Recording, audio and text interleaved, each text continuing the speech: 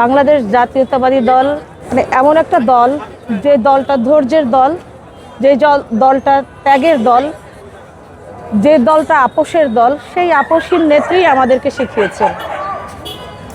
সেই মমতাময়ী আপোষহীন নেত্রী, তিনবারের প্রধানমন্ত্রী, আমাদের প্রাণ, বাংলাদেশের প্রাণ। সেই মা আজকে আমাদেরকে এতিম করে চলে গেছে। এটা আমাদের জন্য আসলে অসহনীয়, ভীষণ অসহনীয় একটা যন্ত্রণা। আসলে প্রকাশ করা কঠিন এই যন্ত্রণাটা। ভেতরকার একটা খা খা করছে আজকে সবার মনে। সকাল থেকেই যখন দুঃসংবাদটা শুনতে পেলাম, আসলে মন থেকেই মানে বিশ্বাস করতে পারছিলাম না যে আমাদের নেত্রী আমাদের মাঝে নেই। মানে আমাদের বাংলাদেশটা যে এভাবে করে চারিদিক থেকে কেমন যেন মনে হচ্ছে নিস্তব্ধ হয়ে গেছে। হ্যাঁ, মানে এতিম, শুধু বলবো যে আমাদের লিডার তারেক রহমানই এতিম হয়নি, আমাদের পুরো বাংলাদেশ এতিম হয়ে গেছে। তিনি আমাদেরকে অনেক কিছু শিখিয়েছেন, ধৈর্য শিখিয়েছেন।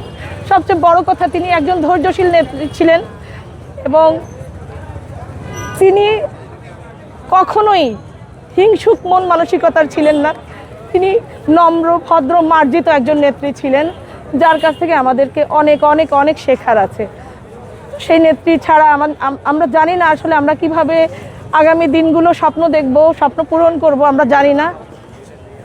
তো মা যেহেতু আমাদের মাঝ থেকে ছেড়ে চলে গেছে, সেহেতু আমরা মায়ের জন্য সবাই যারা আছি, দেশবাসী সবাই দোয়া করব। দেশের বাইরে যারা আছে সবাই মায়ের জন্য দোয়া করব। মাকে যেন আল্লাহ বেহেশতের সর্বশ্রেষ্ঠ সম্মানিত স্থানে তাকে রাখেন, স্থান করে দেন।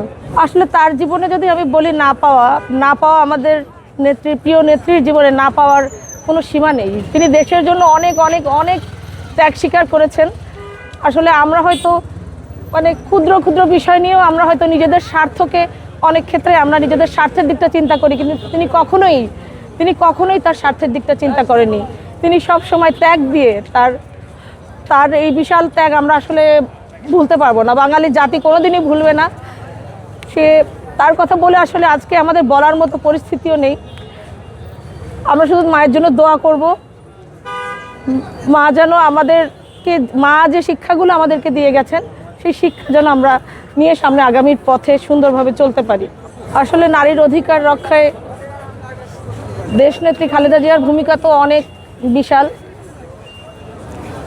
যেখানে নারীদেরকে তিনি কখনোই অবমূল্যায়ন করতেন না। নারীর অধিকার রক্ষায় অসংখ্য নির্যাতিত নারীদেরকে তিনি অন্যায়ের বিরুদ্ধে ছিলেন। তো নারীর অধিকার রক্ষায় অবশ্যই দেশনেত্রী খালেদা জিয়ার অনেক ভূমিকা ছিল, অবদান ছিল।